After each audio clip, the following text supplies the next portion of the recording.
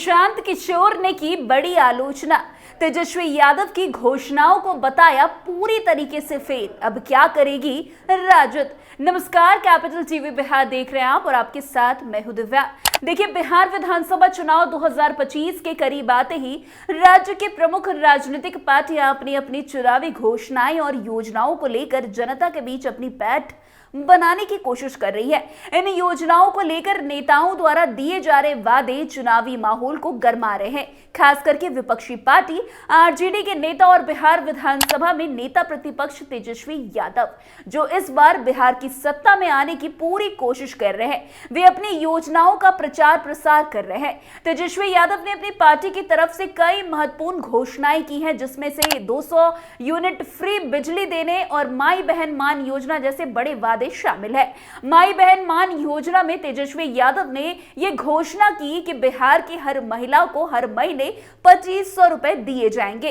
ये योजना बिहार की महिलाओं के लिए एक बड़ी आर्थिक सहारा बनने की संभावना रखती है, खासकर उन महिलाओं के लिए जो आर्थिक रूप से काफी कमजोर हैं। इन घोषणाओं से तेजस्वी यादव ने अपने समर्थकों को उत्साहित किया और राज्य में एक नए बदलाव की उम्मीद जताई। लेकिन इन घोषणाओं और योजनाओं को लेकर बिहार के राजनीतिक विश्लेषक और जनसुराज के संस्थापक प्रशांत किशोर ने सवाल उठा दिए हैं। प्रशांत किशोर ने माई बहन मान योजना के बारे में खुलकर अपनी राय दी है और उन्होंने इसे फेल होने वाली योजना करार दिया है। उनका साफ कहना है कि आरजेडी के द्वारा की गई ये घोषणा वास्तविकता से परे है और इसे कभी लागू नहीं किया जा सकता। प्रशांत किशोर ने अपनी बात को स्पष्ट करते हुए कहा कि आरजेडी के नेता और तेजस्वी यादव बिहार की जनता से झूठे वादे कर रहे हैं, जो किसी भी हालत में पूरे नहीं हो सकते। उन्होंने उदाहरण देते हुए कहा कि बिहार में लगभग 6 करोड़ महिलाएं हैं। अगर हर महिलाओं को 2500 रुपए प्रति महीने दिया जाए तो साल भर में बिहार सरकार को करीब 1.5 लाख करोड़ रुपए खर्च करने होंगे। ये राशि बिहार के कुल बजट के मुकाबले बेहद अधिक है, क्योंकि बिहार का कुल बजट केवल 2,40,000 करोड़ रुपए है। ऐसे में इस प्रकार के वादे को कैसे पूरा किया जा सकता है, ये सवाल प्रशांत किशोर ने उठाया है। प्रशांत किशोर ने इतना ही नहीं, प्रशांत किशोर ने आगे कहा कि अगर बिहार सरकार को इस योजना को लागू करना है तो उसे हर साल 1.5 लाख करोड़ रुपए की अतिरिक्त धनराशि जुटानी पड़ेगी, जो कि राज्य के बजट में कहीं से भी उपलब्ध नहीं हो सकती।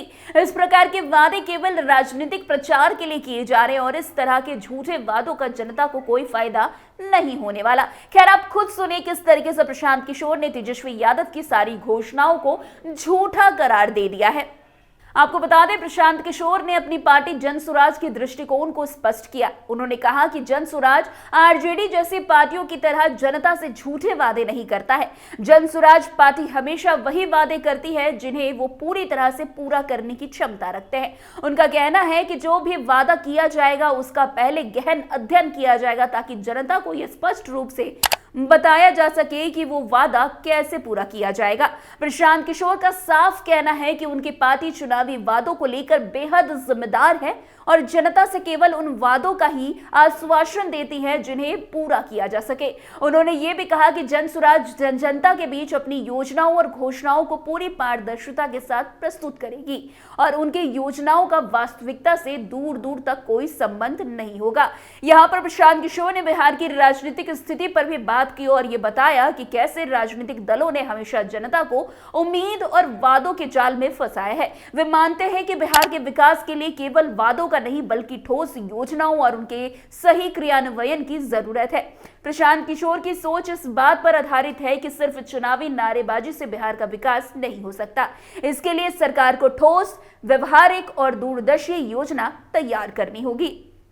वैसे प्रशांत किशोर की आलोचना पर तेजस्वी यादव की ओर से कोई अभी तक आधिकारिक प्रतिक्रिया नहीं आई है, लेकिन उनकी पार्टी इस प्रकार की आलोचनाओं को चुनावी राजनीति का हिस्सा मानती है। तेजस्वी यादव ने अपनी घोषणाओं के साथ साथ माई बहन मान योजना के जरिए बिहार की महिलाओं को एक मजबूत आर्थिक सुरक्षा देने की बात कही है। उनका कहना है कि ये योजना बिहार की महिलाओं को स्वावलंबी बनाएगी और उनके जीवन स्तर को ऊपर उठाने का काम करेगी। ये भी ध्यान देने वाली बात है कि बिहार की राजनीति में इस तरह की घोषणाएं योजनाएं हमेशा से चर्चा का विषय रही है। इस राज्य में राजनीतिक दल चुनावों के दौरान कई योजनाओं और वादों का ऐलान करते हैं, जिसका असर चुनावी परिणामों पर पड़ता है। हालांकि इसमें से कई वादे चुनाव जीतने के बाद पूरी तरह से लागू नहीं हो पाते, जिससे जनता में असंतोष पैदा होता है। राज्य के राजनीतिक माहौल में यह भी साफ दिखाई दे रहा है कि आगामी चुनाव में प्रशांत किशोर और अर्जुन सुराज की पार्टी एक बड़ी चुनौती साबित हो सकती है। उनकी चुनावी रणनीति और विचारधारा जो झूठे वादों से दूर रहकर जनता से केवल यथार्थवादी वादे करती है, इस चुनावी दौर में एक नया मोड़ ला सकती है। जनसुराज की पार्टी की कोशिश है कि वो बिहार में एक ऐसे बदलाव की शुरुआत करे जो जनता के लिए स्थायी और वास्तविक हो। कुल मिलाकर बिहार विधानसभा चुनाव के लिए यह चुनावी माहौल अत्यधिक दिलचस्प और चुनौतीपूर्ण हो सकता है।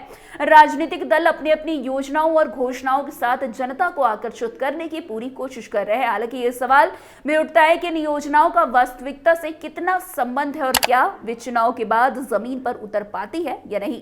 बिहार की जनता इस चुनावी दौर में यह तय करेगी कि इस पार्टी का वादा उनके भविष्य के लिए सही और स्थायी होगा।